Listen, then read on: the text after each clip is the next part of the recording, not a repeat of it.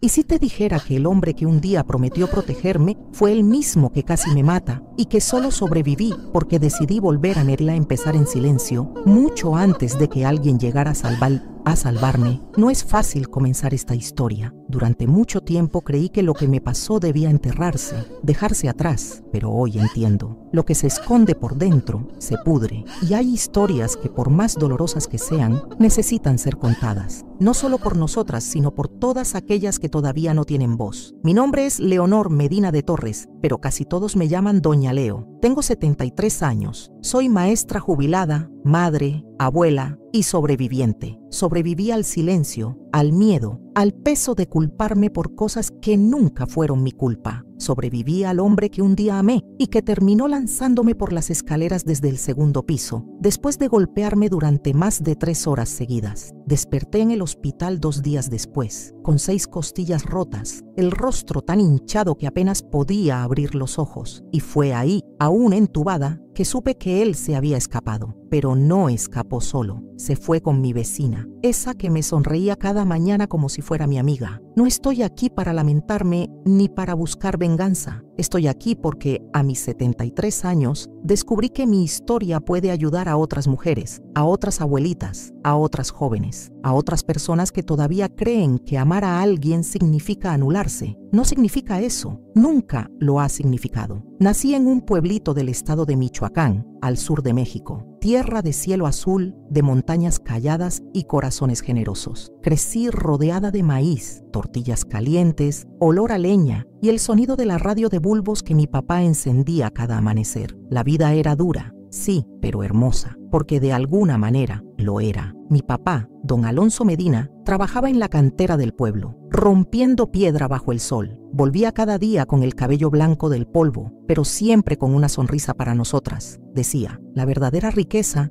es llegar cansado y aún así querer abrazar a los tuyos. Y lo hacía todos los días. Mi mamá, doña Candelaria, lavaba ropa para afuera y horneaba el mejor pan dulce de toda la región. Éramos pobres, pero jamás sentí que me faltara algo. Nuestra casa era chiquita, de adobe y tejas, pero llena de amor y dignidad. Quizá por crecer viendo a mi papá tratar a mi mamá con tanto respeto, llegué a creer que todos los hombres eran así, que el amor era eso. Cuidado, ternura, entrega, pero me equivoqué mucho. El nombre de él era Rafael Torres. Lo conocí siendo muy joven cuando empecé a dar clases en una escuelita rural del municipio. Llegó bien vestido, con el bigote bien recortado y el perfume fuerte. Dijo que venía a inscribir a su sobrino. Yo no lo sabía entonces, pero no venía por el niño, venía por mí. Durante más de un año me cortejó con flores silvestres, cartas escritas a mano, elogios dulces que hacían que mi corazón de muchacha temblara como hoja al viento. Me enamoré como una niña que aún cree en cuentos y acepté casarme con él, convencida de que comenzábamos una historia digna de novela. Pero no era una novela, era una pesadilla, una que se fue revelando poco a poco, como quien se quita la máscara lentamente. Primero vinieron las críticas sutiles, luego los celos, después las humillaciones, hasta que un día me empujó, luego un día me abofeteó y después los golpes se hicieron rutina. Perdí 2 embarazos y él me culpó. Me dijo que mi cuerpo no servía, que yo no era suficiente, que ni siquiera era capaz de darle un hijo. Y aún así, yo seguía creyendo que podía salvar nuestro matrimonio, que podía rescatar al hombre bueno que alguna vez me enamoró, hasta que lo descubrí con Rebeca, la vecina de al lado, la que me traía pan por las mañanas, la que me decía que podía contar con ella. Los encontré juntos, en mi propia cama. El mundo se me vino abajo. Intenté marcharme, y ahí fue cuando Rafael me golpeó como nunca antes. Me arrastró por el suelo, me gritó cosas que ni siquiera puedo repetir aquí. Me llamó frígida, inútil, estorbo, y al final me arrojó desde las escaleras. Yo pensé que iba a morir, pero no morí. Me salvó mi hermana Lucía, me salvó el instinto, o me salvó Dios. No lo sé, solo sé que algo dentro de mí dijo, todavía no terminó. Y por eso estoy aquí, para contar no solo la parte triste, sino lo que vino después, para hablarte de cómo una mujer marcada por el horror fue capaz de reconstruirse, de cómo decidí criar al hijo de esa vecina que me traicionó, y de cómo ese niño, al que llamé Matías, se convirtió en el amor más puro que conocí en esta vida. Si estás escuchando esto, no es por casualidad. Tal vez tú también llevas una herida parecida. Tal vez conoces a alguien atrapada en una relación como la que yo viví. Y tal vez, solo tal vez, esta historia está aquí para decirte que sí hay salida, que sí hay vida después del infierno. Antes de continuar, te pido algo desde lo más profundo de mi corazón de abuela. Escribe en los comentarios la frase: llegué hasta aquí porque creo en los nuevos comienzos. Dale me gusta a este video, suscríbete al canal y si puedes, compártelo con alguien que lo necesite, porque nunca es tarde para empezar de nuevo. Paz en tu corazón y gracias por permitirme entrar al tuyo. Yo nací en 1951 en un pueblo polvoriento y escondido entre los cerros de Michoacán, donde los gallos cantaban antes del amanecer y el sonido de las ollas de barro marcaba el ritmo del día. Nuestra casa era de paredes encaladas y techo de lámina oxidada. Teníamos 2 cuartos, uno para mis padres y otro donde dormíamos mis 2 hermanas y yo, apretaditas, pero en paz. Mi papá, don Alonso, trabajaba en la cantera, rompiendo piedra bajo el sol. Cada noche regresaba cubierto de ese polvo blanco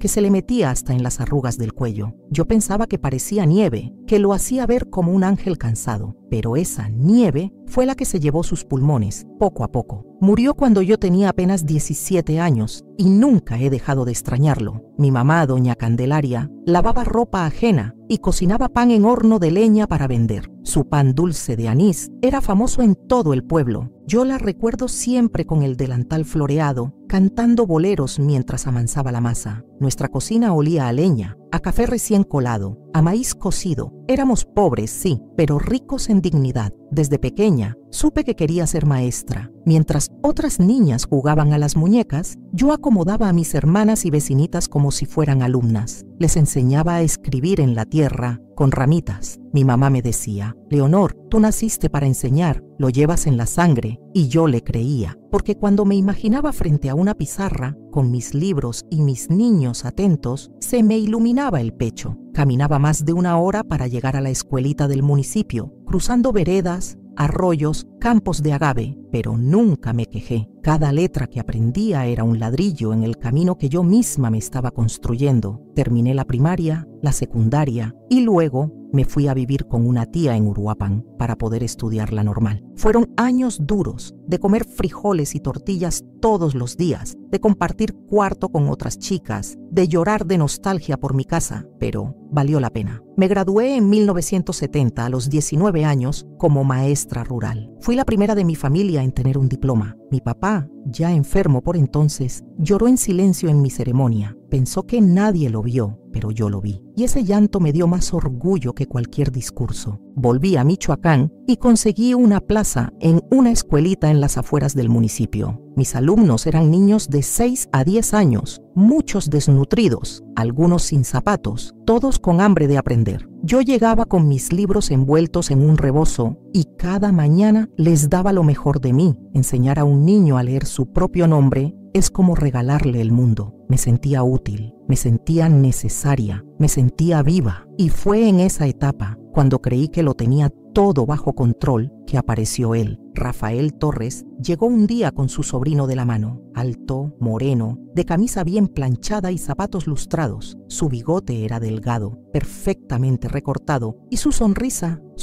tenía algo que no supe identificar. Se acercó al escritorio, me miró directo a los ojos y preguntó: ¿Usted es la maestra Leonor? Sí, servidor, respondí un poco nerviosa. Mucho gusto, Rafael Torres. Vengo a inscribir a mi sobrino. Su mano era grande, cálida, firme. Cuando me la dio, sentí un escalofrío en la espalda, no de miedo, de esos que parecen presagio, sino de algo nuevo, algo que confundí con emoción. A partir de ese día, Rafael venía todos los días a recoger al niño, siempre arreglado, siempre con alguna frase que me hacía sonrojar. Maestra, se ve usted radiante con ese vestido. Qué bonitos brillan sus ojos cuando enseña. Las mujeres inteligentes son las más hermosas, ¿sabía? Yo, criada entre mujeres discretas sin experiencia con el amor, fui cayendo como paloma herida. Cada palabra suya era agua en mi jardín de ilusiones. Cada mirada, una promesa que aún no se decía, pero que yo ya sentía. Un día me invitó a tomar un helado en la plaza. Dudé, claro. Nunca había salido sola con un hombre. Le conté a mi mamá y ella me dijo: ten cuidado, hija. Los hombres guapos saben que lo son, pero es respetuoso, mamá. Nunca me ha tocado.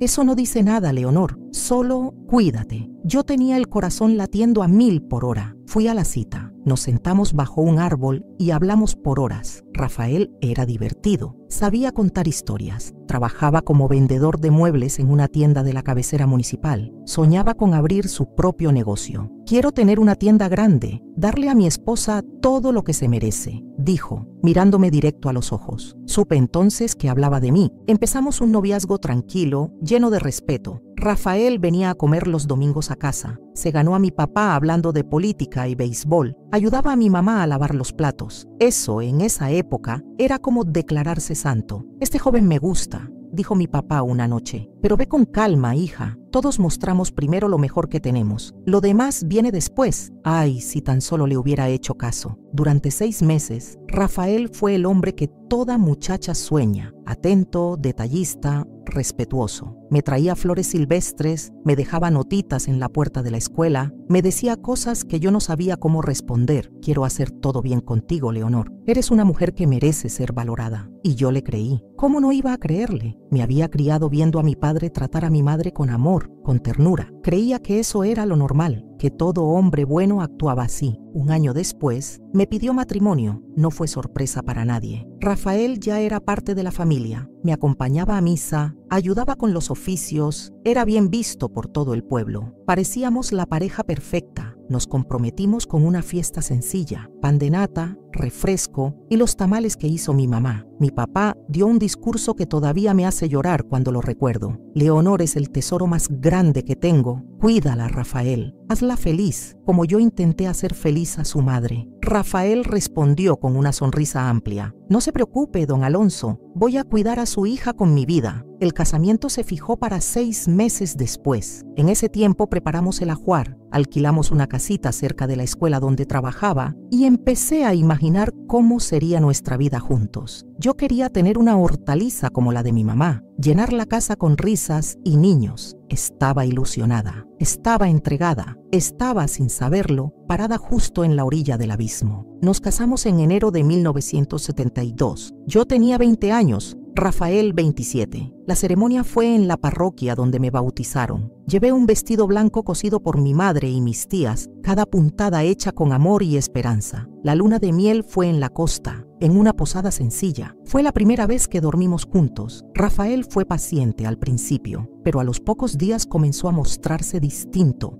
exigente, dominante. Una mujer debe complacer a su marido, me dijo una noche, forzándome a cosas que me incomodaban profundamente. Yo lloré en silencio, convencida de que así debía ser, que el matrimonio era eso, que tenía que aguantar. Regresamos a casa y empezó nuestra vida de casados. Los primeros meses fueron de aprendizaje: cocinar, limpiar, coordinar tiempos. Yo trabajaba, él también, pero cada semana notaba pequeñas cosas, detalles que dolían como espinas, sus quejas sobre mi comida, sus celos injustificados, sus comentarios sobre cómo debía vestirme. Esa falda está muy corta para una mujer casada. ¿Por qué usas lápiz labial para darle clase a niños? ¿Y quién es ese tal Roberto que te saluda tanto en la tienda? Roberto era un señor de 65 años que vendía abarrotes, pero para Rafael, cualquier hombre era una amenaza. A los pocos meses quedé embarazada. Fue un rayo de luz. Soñé con ser madre desde siempre. Rafael pareció emocionado. Volvió a ser el hombre dulce del inicio, pero en el 3er mes perdí al bebé. Fue devastador. Volví del hospital con el corazón roto y Rafael me recibió con frialdad. Seguro no te cuidaste, me dijo. Te la pasas corriendo en la escuela, por eso lo perdiste. Fue la primera vez que lloré escondida en el baño, con la regadera abierta para que no escuchara mis sollozos. Y no sería la última. Si esta historia te está tocando el corazón, te invito a dejar en los comentarios la frase. Escuchar su historia me hizo recordar que no estoy sola. A veces me despierto en medio de la noche y aún puedo escuchar su voz diciéndome que nadie más me iba a querer, que sin él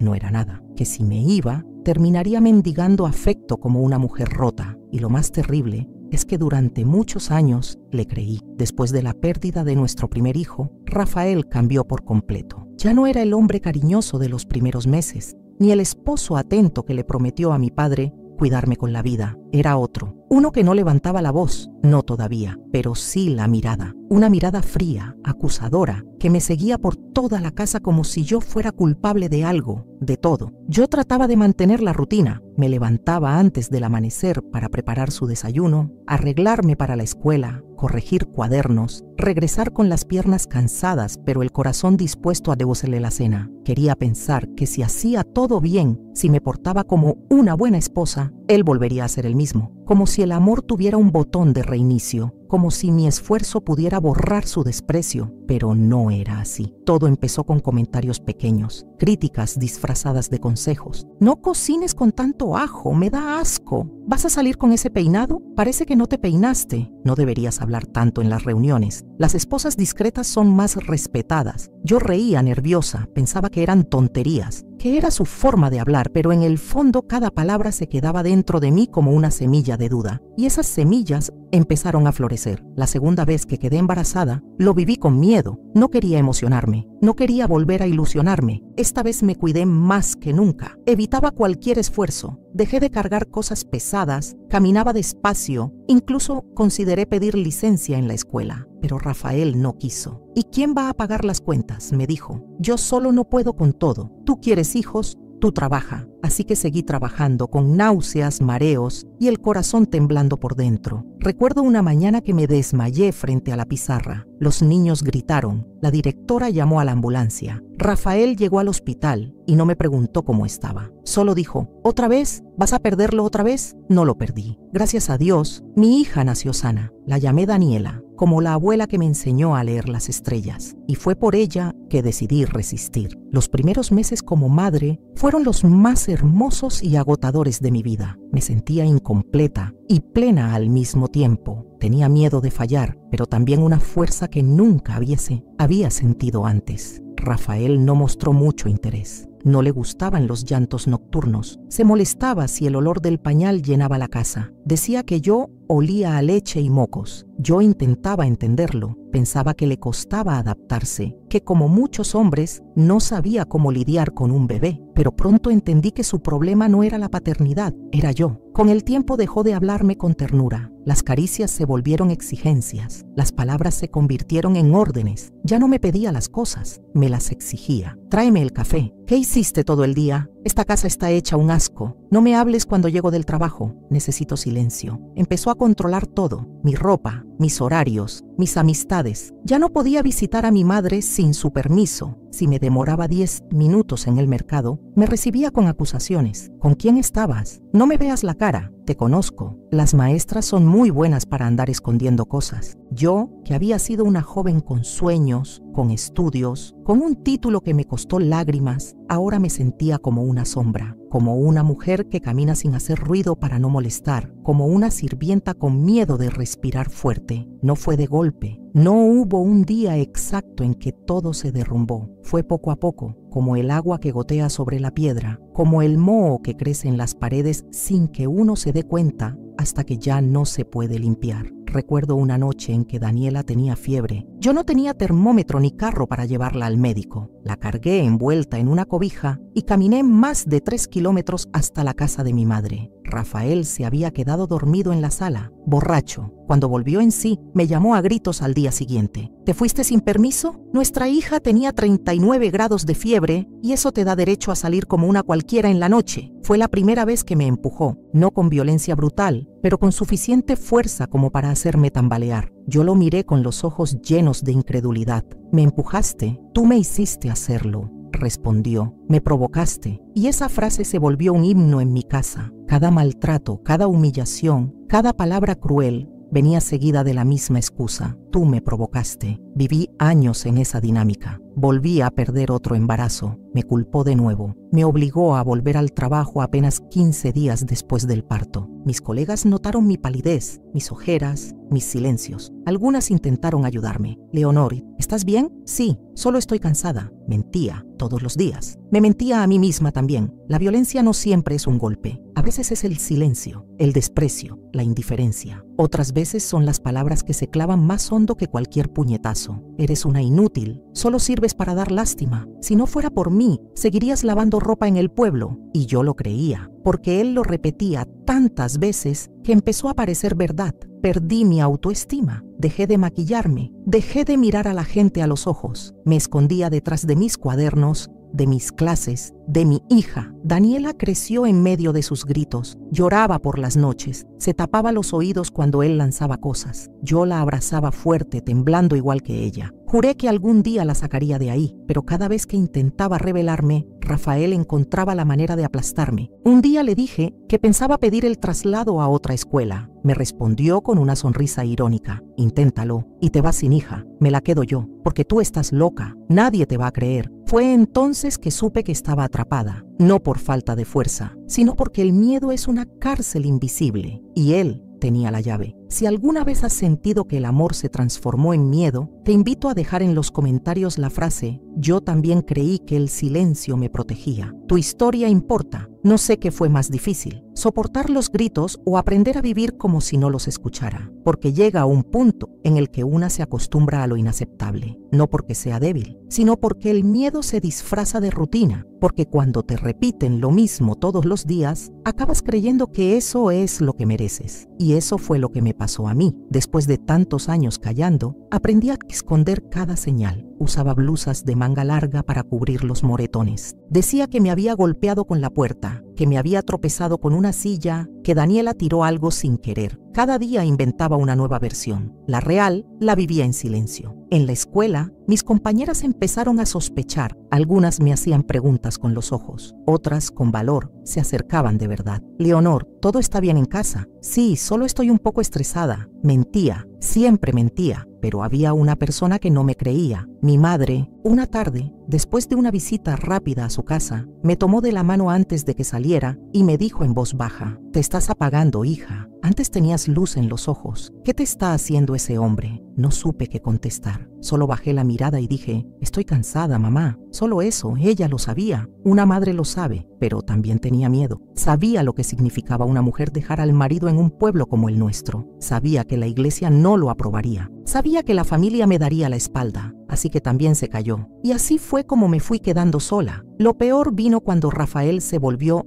devoto. Empezó a ir a la iglesia evangélica del pueblo. Al principio me pareció extraño. Un hombre tan duro, tan frío. Ahora hablaba de Dios, del perdón, del arrepentimiento. Ahora soy otro hombre, decía. Ya no bebo, ya no grito. Cristo me cambió. Por unos días fue cierto. Volvió a tratarme con más respeto. Me llevó flores una vez. Hasta jugó con Daniela. Yo lloré en silencio pensando que quizás el milagro era real, que Dios había escuchado mis oraciones, pero duró poco. Un mes después, se convirtió en líder del grupo de hombres. Y con el poder vino la arrogancia. Ahora no solo me gritaba como esposo, me reprendía como varón de Dios. La mujer sabia edifica su casa, pero tú eres necia. Dios me dio autoridad sobre ti. Si me cuestionas, estás cuestionando al Señor. El cuerpo de la mujer le pertenece al marido, dice la Biblia. No tienes derecho a negarte. Y así empezó otra forma de abuso, el espiritual. Cada vez que yo intentaba poner límites, me respondía con versículos, torcía las escrituras para justificar su control. Para él la Biblia no era palabra de vida, era un látigo. Lo más doloroso fue que, cuando busqué ayuda,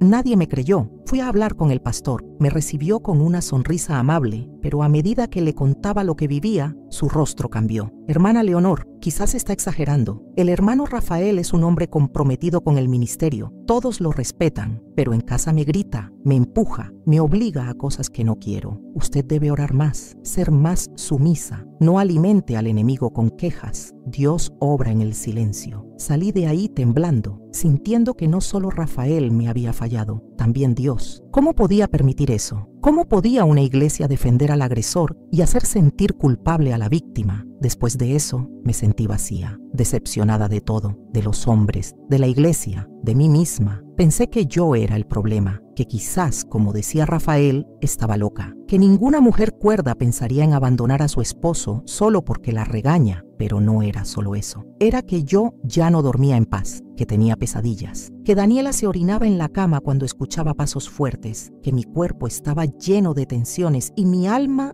de silencios. Un día en clase, una de mis alumnas me regaló una flor de papel. Para que siempre sonrías, maestra, me dijo, y me puse a llorar frente a todos. Lloré sin poder parar. Me tuvieron que llevar a la dirección. Dijeron que era agotamiento, que necesitaba vacaciones. Pero no era agotamiento, era dolor acumulado, era tristeza en forma de llanto. Esa noche, al llegar a casa, Rafael me esperó con cara de piedra. ¿Qué show hiciste hoy en la escuela? Solo lloré. Estoy cansada, Rafael. Pues duerme para siempre si quieres. A ver si así dejas de dar lástima. Fue entonces que me encerré en el baño, me miré en el espejo y no me reconocí. Tenía 38 años y parecía de 60. Ojeras, cabello quebrado, piel marchita. No era yo, era una mujer derrotada, una sombra. Pensé en irme. Empaqué una bolsa pequeña con algo de ropa mía y de Daniela. Esperé a que él se durmiera, pero cuando abrí la puerta, ahí estaba, sentado en la sala, despierto. ¿A dónde crees que vas? A casa de mi madre. No vas a ninguna parte. No me puedes detener. Se levantó, caminó hacia mí y me quitó la bolsa de las manos. Te recuerdo que Daniela es mía también. Si te vas, te denuncio por secuestro. Ese día no me golpeó, pero sus palabras me golpearon más fuerte que nunca. Sentí que ya no tenía salida, que solo quedaban dos caminos, seguir soportando o desaparecer. Y pensé en desaparecer. Lo pensé de verdad. Una madrugada, mientras todos dormían, me senté en el suelo del baño con un frasco de pastillas en la mano. Lloré durante horas. Pensaba en Daniela, en mi madre, en la niña que fui y que soñaba con ser escritora. Y entonces escuché pasos pequeños. Era Daniela. Se metió al baño, me miró con ojos grandes y dijo: «Mami, ¿tú también tienes miedo?» Y eso me rompió. La abracé tan fuerte que pensé que iba a fundirme con ella. Rompí el frasco, tiré las pastillas al inodoro y supe que si no era por mí, sería por ella. Yo tenía que vivir, tenía que sobrevivir, no por valor, sino por amor. Si alguna vez sentiste que nadie te creía, ni siquiera Dios, deja en los comentarios la frase: «Sobreviví por amor, no por fuerza». Tu historia merece ser contada. Esa madrugada en la que casi me quité la vida, cambió algo dentro de mí. No me convertí en una heroína. No salí corriendo al amanecer, no llamé a nadie, no hice nada extraordinario. Pero hubo una pequeña semilla que se plantó en mi interior, una semilla de duda, de rebeldía, de resistencia. Algo me susurraba que no podía seguir así, que sobrevivir no era suficiente, que Daniela merecía más, que yo merecía más. Durante semanas fingí normalidad.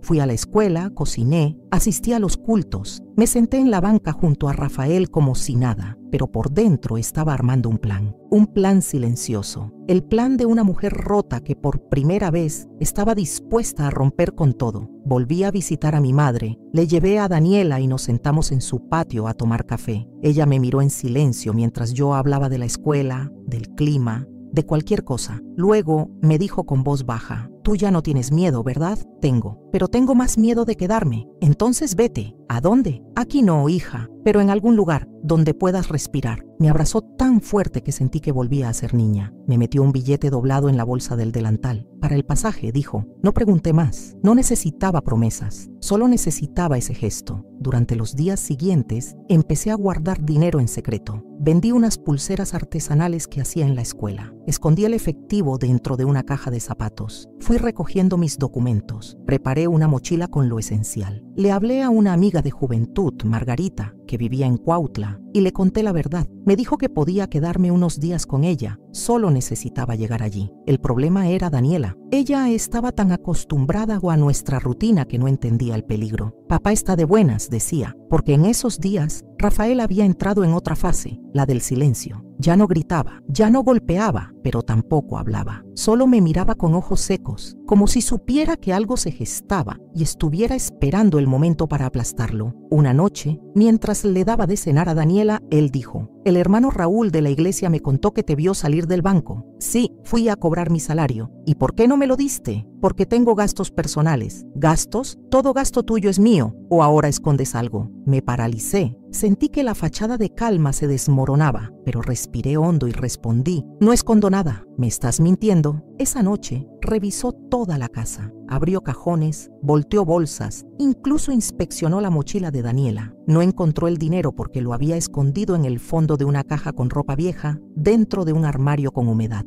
Su desconfianza crecía. Yo debía actuar pronto. Fue el martes siguiente que vi la oportunidad. Rafael viajó a Puebla por un congreso de la iglesia. Sabía que estaría fuera 2 días. Aproveché esa misma noche para preparar todo. Desperté a Daniela a las 4 de la mañana. Le dije que íbamos a visitar a una amiga. Ella, aún con sueño, asintió. Tomé la mochila, el dinero, los documentos. Dejé sobre la mesa una nota que decía: no me fui, me liberé, no me busques. Y salí. Tomé un autobús hacia Cuautla. Cada kilómetro que pasaba sentía que respiraba un poco más. Daniela dormía recostada en mi regazo. Yo no sabía si llorar o gritar. Me sentía culpable, aliviada, asustada. Era una mezcla de todo, pero había una certeza: no volvería atrás. Al llegar, Margarita me recibió con los brazos abiertos, me dio una cama, comida caliente y, sobre todo, comprensión. Esa noche dormí por primera vez sin miedo, sin sobresaltos, sin esperar pasos en el pasillo, pero la paz duró poco. 2 días después, Rafael me localizó. No sé cómo, pero lo hizo. Me llamó desde un número desconocido y gritó: «Eres una ladrona, te llevaste a mi hija, te voy a denunciar». Le colgué, temblaba. Margarita me abrazó, me dijo que no me preocupara, que ella me ayudaría a conseguir asesoría legal, que yo tenía derecho a protegerme. Fui al DIFE, conté todo. Lloré frente a una trabajadora social que me miró con ternura. Me dijo que no era la primera, ni sería la última, que muchas mujeres llegaban como yo, con miedo, con niñas en brazos, huyendo no por cobardía, sino por instinto. Me ofrecieron apoyo psicológico. Me ayudaron con un refugio temporal. Daniela fue inscrita en una nueva escuela. Y yo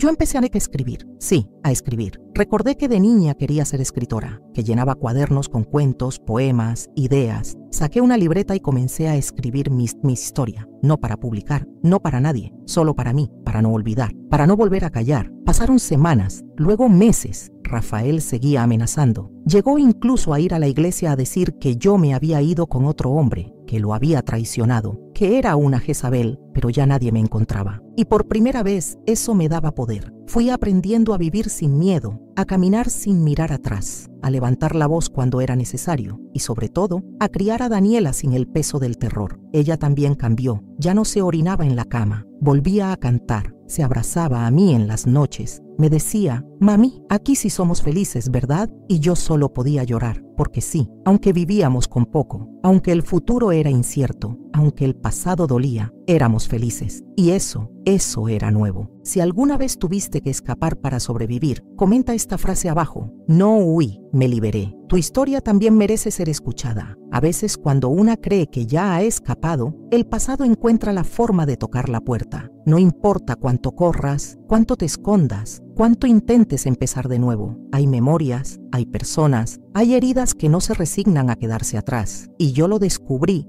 de la peor manera. Habían pasado ya 6 meses desde que llegué a Cuautla. Daniela estaba bien, había hecho nuevas amigas, sus maestras la querían y cada vez hablaba menos de su padre. Yo, por mi parte, me esforzaba por reconstruirme. Empecé a trabajar limpiando casas. Luego ayudaba en una pequeña panadería por las tardes. Margarita me cuidaba como una hermana. Era la única que sabía toda la verdad y me animaba cada vez que yo tenía recaídas de miedo. Una noche, cuando salía de la panadería, vi a lo lejos una silueta conocida. Era alta, delgada, con los hombros encorvados. Me paralicé. Era imposible. Él no sabía dónde yo estaba. No podía ser, pero mi cuerpo sí lo reconoció. Empezó a temblar. Sentí cómo se me borraban los pensamientos. Corrí sin mirar atrás, como si los pies se movieran solos. Al llegar a casa, Margarita me vio pálida. Le conté, me abrazó y dijo que quizás era solo mi mente, que los traumas a veces nos hacen ver lo que no está. Pero esa noche no dormí. Días después, un sobre llegó a la casa, sin remitente. Solo decía: «Para Leonor». Adentro una foto mía entrando al trabajo y una nota escrita a mano: «Dios todo lo ve y yo también». Se me cayó el alma al suelo. Era Rafael, estaba aquí, me había encontrado. No sabía cómo, pero lo había hecho. Volví al DF,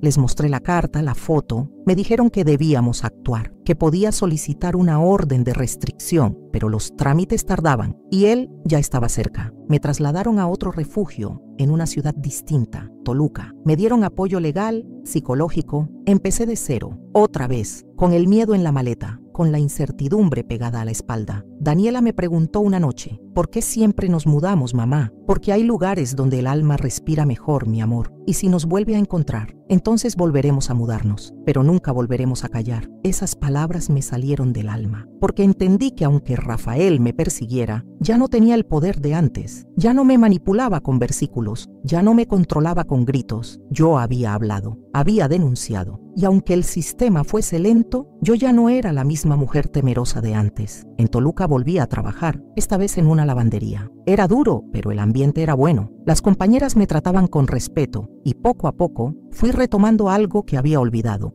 Mi fe, no la fe impuesta por Rafael, no esa que me obligaba a arrodillarme hasta sangrar, no la que justificaba golpes con versículos, sino una fe íntima, mía, silenciosa, sin gritos, sin miedo, una fe que me hacía llorar sola por las noches, pero también me daba fuerza para seguir. Un día, en una reunión del refugio, una psicóloga me preguntó: «Leonor, ¿qué sueñas hoy?». Me quedé en silencio. Nunca nadie me había preguntado eso. Después de unos segundos respondí: «Sueño con tener una casa chiquita, con una cocina donde pueda hornear pan para Daniela. Sueño con que ella pueda invitar a sus amigas sin miedo. Sueño con escribir un libro. Sueño con no tener que mirar por encima del hombro». La sala se quedó en silencio. Algunas mujeres lloraban, no por mí, sino porque también era su sueño. Descubrí que no estaba sola, que había muchas Leonor, que el maltrato tenía muchos rostros, muchas voces, y todas de alguna forma estábamos intentando sobrevivir con dignidad. Comencé a dar talleres de escritura para mujeres del refugio. Compartíamos historias, dolor, memorias, pero también compartíamos esperanza, y en esas palabras escritas encontré algo que me salvó: sentido. Daniela florecía. A veces la escuchaba hablar dormida y ya no decía cosas como «no me pegues», sino «mamá, mañana vamos al parque». Esas pequeñas victorias eran todo para mí. Rafael seguía merodeando. Me mandaba mensajes desde números ocultos. Me amenazaba con demandas, con quitarme a Daniela, pero ya no me doblaba, porque tenía pruebas, porque tenía respaldo, porque tenía voz. Una tarde me llamaron del juzgado. La orden de restricción fue aprobada. Rafael no podía acercarse a nosotras a menos de 500 metros. Lloré, no de tristeza, sino de alivio, por fin algo concreto. Y esa noche escribí en mi cuaderno: «Hoy dormí sin miedo». A veces no se trata de grandes logros. A veces la verdadera victoria es poder cerrar los ojos sin terror, poder abrazar a tu hija sin pensar en correr, poder hablar sin temblar. Y eso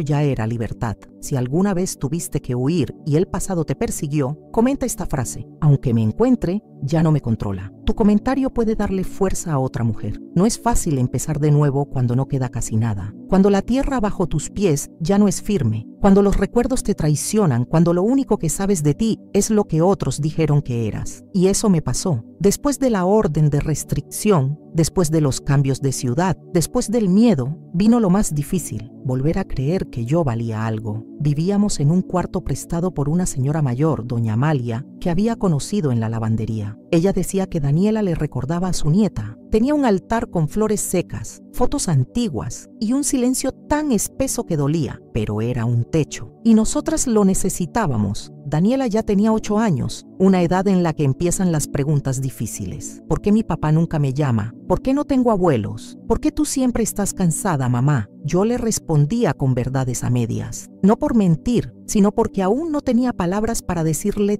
todo sin romperle el alma, y porque yo también estaba en ruinas. Una noche Daniela me pidió que la peinara como cuando era chiquita. Me senté detrás de ella, pasé el peine con cuidado por su cabello y de pronto dijo: «Mamá, ¿algún día vamos a tener una casa de verdad?».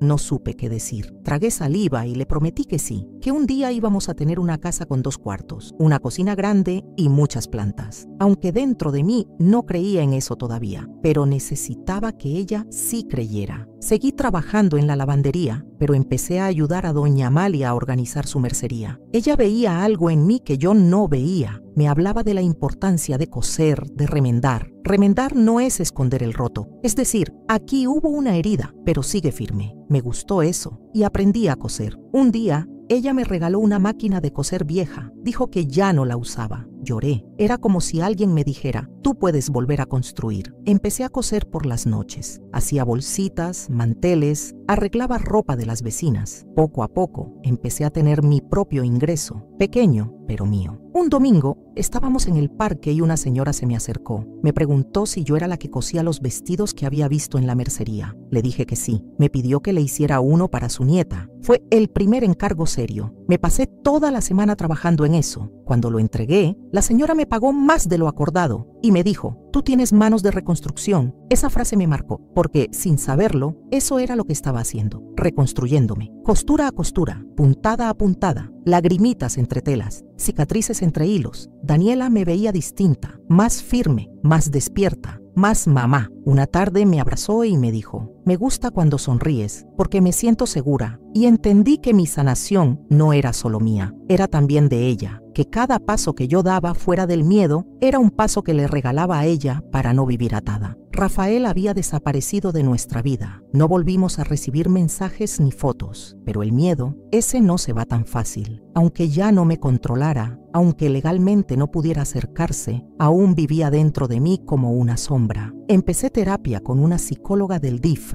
Al principio no hablaba mucho, pero poco a poco las palabras salieron. Conté cosas que nunca había dicho, cosas que me dolían tanto que me ardía la garganta solo de recordarlas. Una de las sesiones más duras fue cuando me preguntó: ¿qué le dirías a la Leonor de 25 años que vivía con Rafael? Lloré tanto que la sesión terminó antes, pero esa noche me senté frente al espejo y me lo dije: tú no eras tonta, solo estabas atrapada, solo querías amor y no lo merecías así. Fue una especie de perdonarme por haber callado, por haber aguantado, por haber creído que el amor duele, y eso fue un parteaguas. Me inscribí en un curso de costura profesional que ofrecía una ONG. Iba los sábados, con Daniela de la mano. Me sentía viva, aprendía, crecía, compartía. Un día, la directora del curso me preguntó si quería enseñar. Dudé, pero acepté. Empecé a dar clases a otras mujeres que, como yo, venían de historias de silencio, y entendí que enseñar también era sanar. Abrí una página en redes sociales para mostrar mis trabajos. Le puse de nombre Puntadas de Esperanza. Empezaron a llegar pedidos, y con eso pude alquilar un pequeño departamento. Pequeño, sí, pero con una puerta que se cerraba con llave y no con miedo. Daniela decoró su cuarto con dibujos. Yo colgué una cortina floreada que encontré en un tianguis. Cocinábamos juntas, reíamos, y por fin yo dormía sin sobresaltos. Una noche, en medio de una charla, Daniela me dijo: yo quiero ser fuerte como tú, mamá. Y yo respondí: yo solo quiero que seas libre, porque eso es lo que nunca tuve y lo que más deseaba para ella. Ya no tenía pareja, no buscaba amor en otros, porque por primera vez lo cultivaba dentro de mí, y eso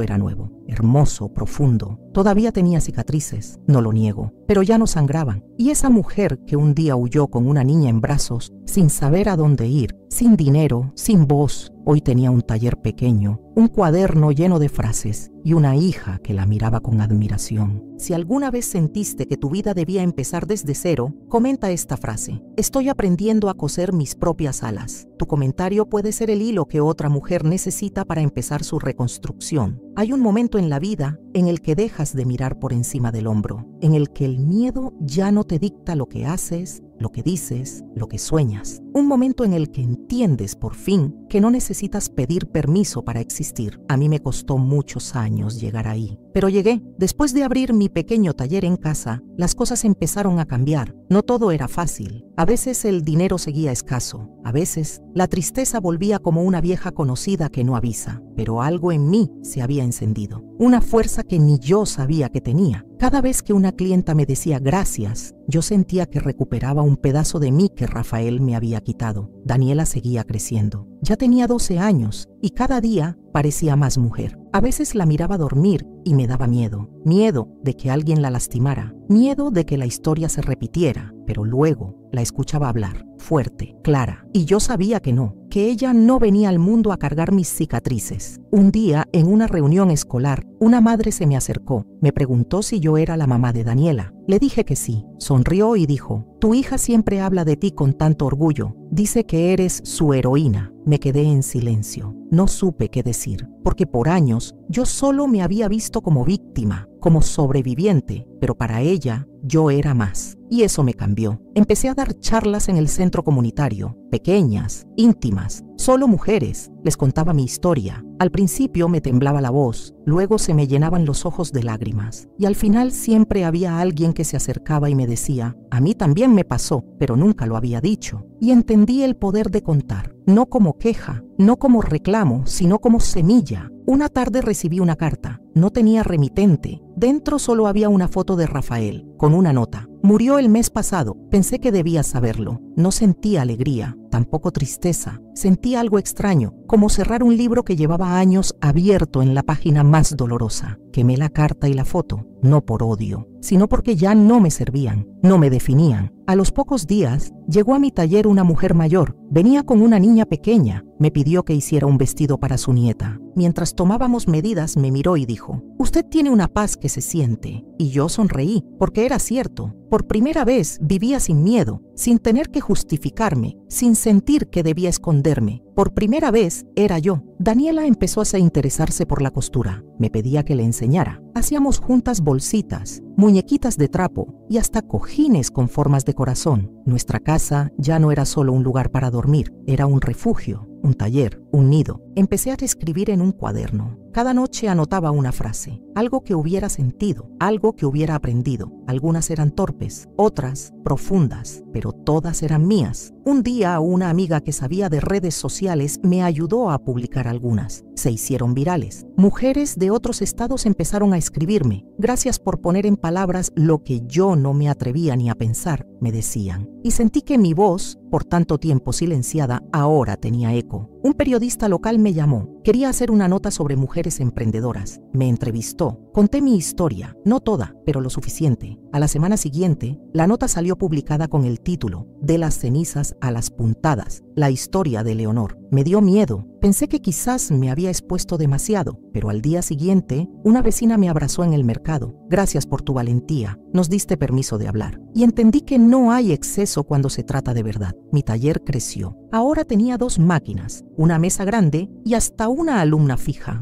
Patricia. Una joven madre que también escapó de un hogar violento. Le enseñaba con paciencia, no solo a coser, también a creer, porque eso era lo que más me había costado. Volver a creer en mí, en mi criterio, en mi valor, en que yo no era una carga, ni un error, ni una mujer difícil. Era una mujer viva, presente, capaz. Un día, Daniela me dijo que quería estudiar psicología. «Quiero ayudar a otras niñas como tú me ayudaste a mí», me dijo, y lloré, porque ella había entendido, porque todo el dolor de alguna manera se había transformado en propósito. Empecé a dar clases en línea, mostraba cómo hacer piezas sencillas, cómo arreglar ropa, cómo remendar sin miedo, y en cada video decía una frase que se volvió mi lema: «Lo que se rompe también se puede embellecer». A veces me escribían desde pueblos lejanos, mujeres que nunca habían hablado con nadie, que encontraban en mis palabras un espejo, y entendí que mi historia, por dolorosa que fuera, no era solo mía, era de todas. Ya no temía caminar por la calle, ya no saltaba si alguien gritaba mi nombre, ya no pensaba que debía ganarme el amor de nadie, ya no me disculpaba por reír, por hablar, por opinar. Vivía por fin sin pedir permiso, y eso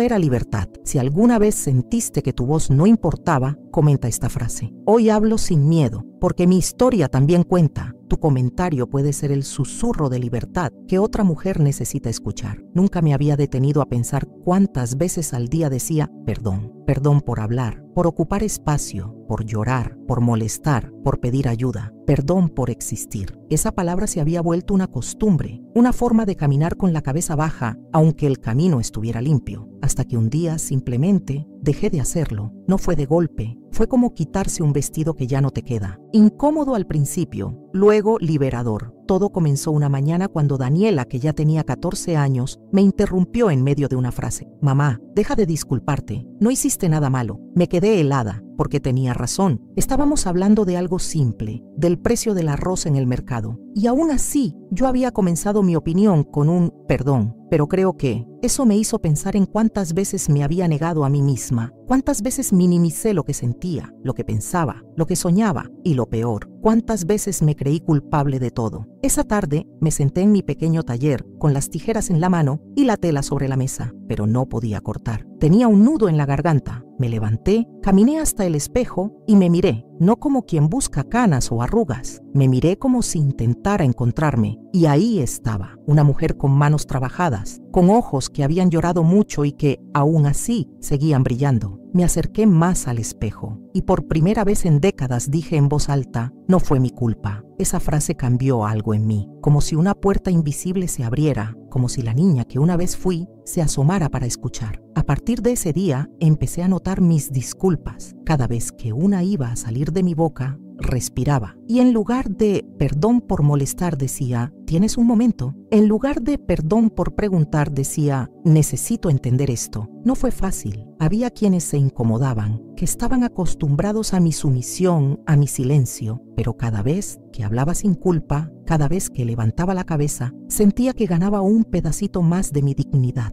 Una tarde, durante una feria de mujeres emprendedoras, me invitaron a hablar frente a un pequeño grupo. Me temblaban las piernas. Conté mi historia, desde el principio, desde el miedo, desde el silencio. Y al final dije algo sin pensarlo demasiado. Durante muchos años pedí perdón por existir. Hoy solo agradezco estar viva. Hubo silencio, luego aplausos y luego abrazos. Una mujer se me acercó llorando. Dijo que nunca se había atrevido a contar su historia, que al escucharme, algo en ella se rompió o se liberó. Escribí esa frase en una cartulina y la colgué en mi taller. Cada vez que alguien entraba, la veía y algunas, al leerla, bajaban la mirada. Otras sonreían y otras simplemente decían, yo también. Daniela, al ver mi cambio, empezó a cambiar también. Era más firme, más segura. Un día discutió con su profesor porque dijo algo machista. Al llegar a casa, me contó con orgullo y yo lloré. No de miedo como antes, sino de orgullo, porque ella no heredó mis cadenas, porque eligió otra historia. Un domingo, al visitar a mi madre, me miró largo y dijo, tienes otra energía, hija, te ves entera. Y lo era, porque ya no caminaba como quien teme molestar, caminaba como quien sabe que merece estar. En la iglesia del barrio, me pidieron que hablara con mujeres que habían pasado por violencia, no para predicar, no para dar consejos, solo para estar, para escuchar, para compartir lo que había vivido. Y en cada encuentro, una mujer más dejaba de pedir perdón por su llanto, por su dolor, por su historia. Escribí una carta a mí misma, la guardé en un sobre, decía, querida Leonor, no tienes que pedir perdón por ser quien eres, tu historia importa, tu voz vale, tu existencia es necesaria. La leo cada vez que me siento pequeña, porque la niña que fui sigue ahí y necesita escuchar eso, aunque sea tarde. Dejé de disculparme por comer lo que me gusta, por decir que no, por estar cansada, por tener días malos, por llorar en la fila del banco, por no responder de inmediato un mensaje, por decidir quedarme en casa. Aprendí que ser amable no es lo mismo que ser sumisa, que decir no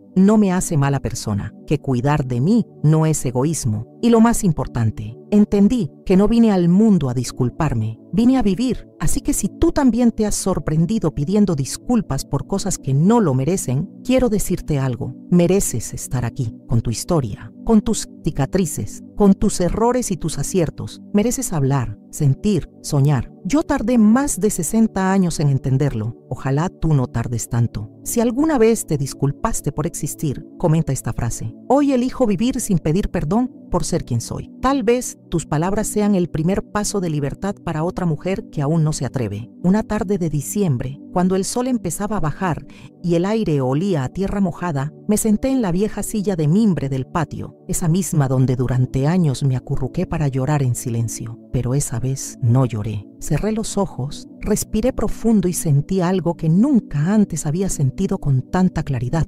Paz. No era la paz de los cuentos de hadas. No era una ausencia de problemas ni una vida perfecta. Era algo más profundo. Era la certeza de que, después de todo lo vivido, seguía viva, entera. Y ya no tenía miedo. Habían pasado tantos años desde que me atreví a nombrar lo innombrable, desde que enfrenté los fantasmas del pasado y dejé de correr de mi propia historia. Cada paso que di fue una victoria contra el silencio, contra la culpa, contra el miedo que me había acompañado desde niña. Un día me preguntaron cómo había logrado perdonar y respondí con honestidad. A algunas cosas no se les puede llamar perdón, pero se puede aprender a vivir sin que te pesen. Yo no perdoné todo, no olvidé, pero sí solté, porque entendí que cargar con tanto dolor me estaba hundiendo y elegí respirar. No volví a ser la misma mujer que tenía miedo de hablar. Ahora, si algo me incomoda, lo digo. Si algo me duele, lo reconozco. Y si algo me hace feliz, lo celebro, porque mi historia no se quedó anclada en el pasado, Aprendí a habitar el presente. Daniela creció viendo esa transformación y hoy es una mujer que no acepta menos de lo que merece, que defiende a otras, que cuida de sí misma con la ternura que a mí me faltó. A veces la observo en silencio mientras habla con pasión de sus proyectos y me emociono porque su fuerza es, en parte, fruto de mi decisión de cambiar. Mi madre falleció hace 3 inviernos. Antes de partir me tomó la mano y me dijo: «Me equivoqué mucho, hija, pero tú rompiste el ciclo». Lloré con ella y la perdoné, no porque lo mereciera, sino porque yo necesitaba soltar ese peso. Me abracé con ella como no lo había hecho en toda la vida. En la comunidad algunas personas aún me miran raro. No todas entienden por qué cuento lo que viví, pero no lo hago por ellas. Lo hago por mí y por todas las mujeres que, como yo, guardaron secretos que las quemaban por dentro. Hoy doy charlas en escuelas, en grupos de mujeres, en ferias y hasta en la iglesia, no como una experta, sino como alguien que estuvo ahí, que sabe lo que se siente vivir con miedo, que sabe lo que cuesta hablar y que también sabe lo que significa liberarse. Un día, una joven se me acercó después de una charla. Tenía los ojos llorosos y las manos temblando. Me dijo: «Gracias por hablar, porque ahora sé que no estoy sola». Y en ese momento entendí que todo tenía sentido, que cada palabra que alguna vez me dolió, ahora podía sanar a alguien más. Escribí mi historia en un cuaderno de tapa azul. No sé si algún día se convertirá en libro, pero sé que, al menos, ya no está atrapada dentro de mí. Cada línea es una cicatriz que ya no sangra, una herida que se cerró sin esconderse. Hoy tengo 83 años. Mi piel está llena de marcas. Mis huesos ya no son tan fuertes y mi memoria a veces me juega malas pasadas. Pero mi alma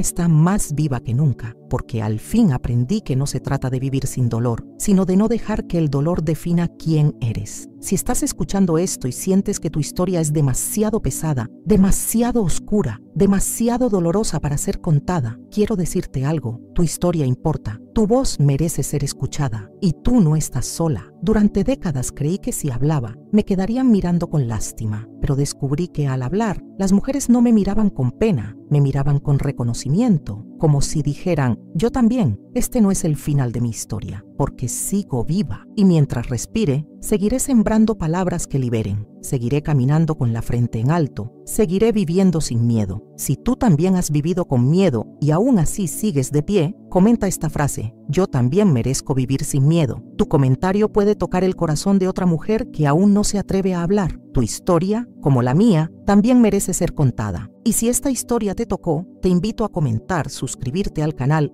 y compartir este video con quien lo necesite, porque nadie debería cargar sola con un silencio tan pesado. Paz en Cristo. Este contenido es una obra original, basada en una historia real modelada con fidelidad y producida especialmente para este canal.